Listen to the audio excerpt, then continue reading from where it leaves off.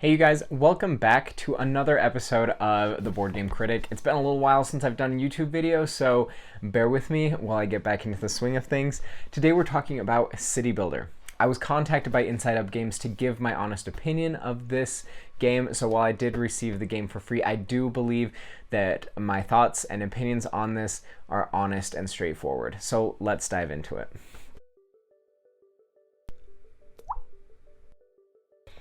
So unless I'm mistaken, City Builder was on Kickstarter a little while ago. I'm basing that on this awesome list of first day Kickstarter backers that is printed on the inside of the box. It was fun to see Jamie Stegmaier's name on here, among some others. If you are curious at all about City Builder, go ahead and go to insideupgames.com and you can also learn more about that. I am going to do a quick playthrough of the game, not really a playthrough. I'm going to go ahead and do a little bit of a quick instructional so that you can hit the ground running. The rules are very well written. There's a lot about the design of this game that I really appreciate, and we're going to go through some of those things now. All right, what do I like about the game? City Builder fits my gamer profile pretty well because it's fairly brief. It's 30 minutes to an hour. If you're inexperienced or playing with the max number of players, it'll play a little bit longer, but for the most part, you can play this in about 30 minutes. Turns can be fast. There are some really nice crunchy decisions to be made, and overall, I really enjoy a lot of the mechanics. While not a polyomino game, this game definitely hits a bunch of those tenets where you are trying to arrange your tiles in the right orientations to maximize points. A really interesting grid system is employed where all of the grids are kind of on the diagonal. So you're creating these streets going in diagonal directions, blocking off city districts, and moving, I believe they're called, what are they called? Commoners and nobles. You're moving commoners and nobles into empty houses, creating these city districts, and it does have that satisfying city builder feel to it where you are building up kind of this neighborhood and you're planning out your city. You're adding monuments to the city that give you pretty epic end of game bonuses. There's a lot to love in City Builder. Now really quick, because I know you probably just want to know a little bit more about how it's played and whether it's right for you. Let's talk about some things that I didn't necessarily love about it. The things that I don't love about it are pretty easy to get over.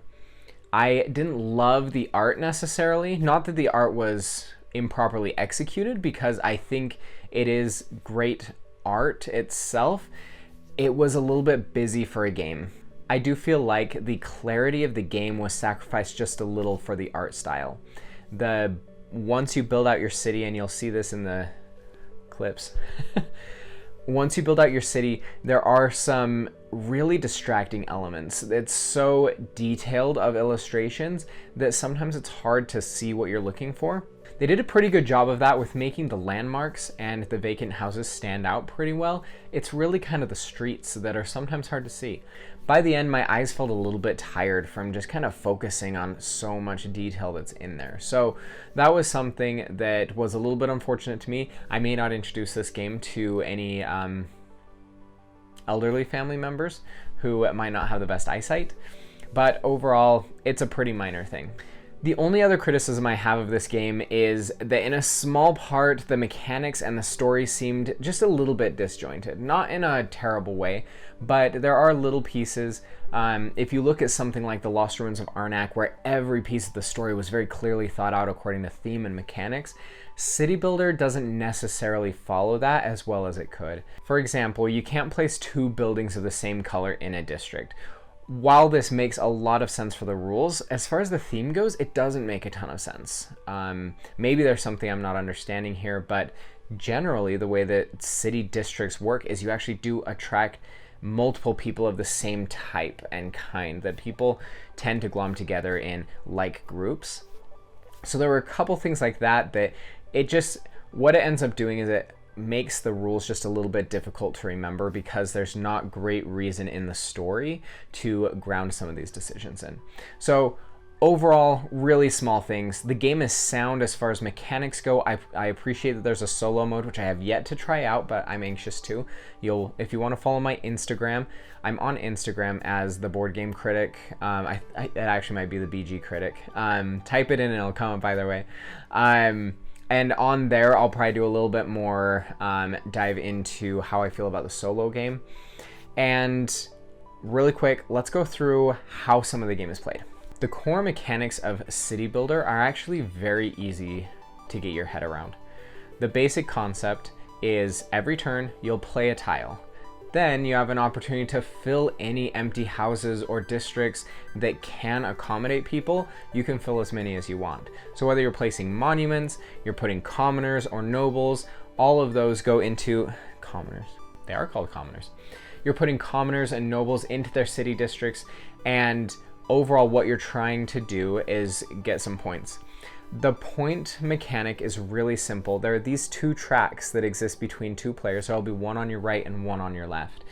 Now, as you play, as you take commoners and nobles off of this track, they uncover points. So at the end, it's a pretty simple adding up process of how many spots have you uncovered.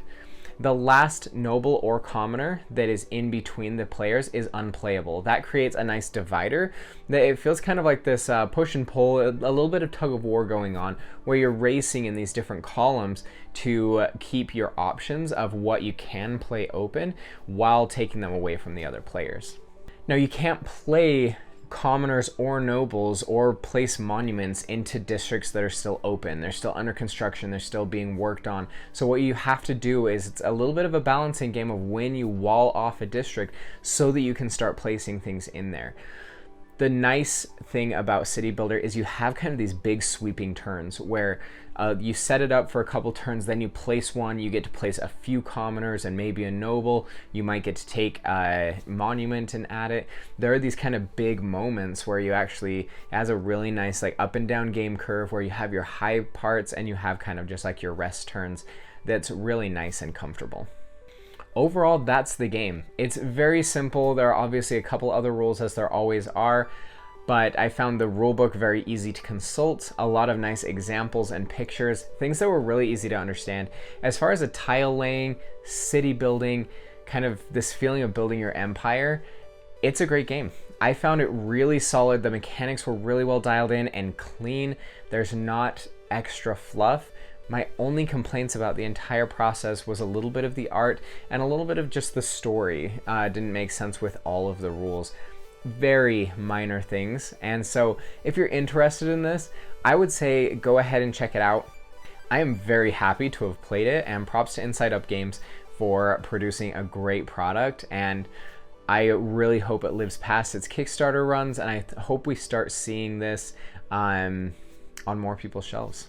Thank you so much for watching this video. If you know anything about YouTube, Instagram, all social media, I can only do this if there's a subscriber base, if I know people are watching. So if you're watching this, please hit the thumbs up, please subscribe. I really, really appreciate the support. Any comments, any questions, I try to get back to them really quick. I love hearing anything. If you have a comment, a question, query, pose, or dilemma, anything, put it in the comments. You can find me on Instagram as the BG Critic. You can find me, obviously you're here on YouTube. I have a podcast that I run with Being Friends. It's another YouTube account that you should definitely follow if you're not. But it's called the Better Board Games Podcast. Check it out. We basically go through conversations on how board games make us better people and how we can change ourselves and our attitudes to be better people while playing board games. So take self-improvement and board games, smash them together into a podcast, and you have the Better Board Games Podcast, where we try and help people create a better world of board gaming through improving yourself.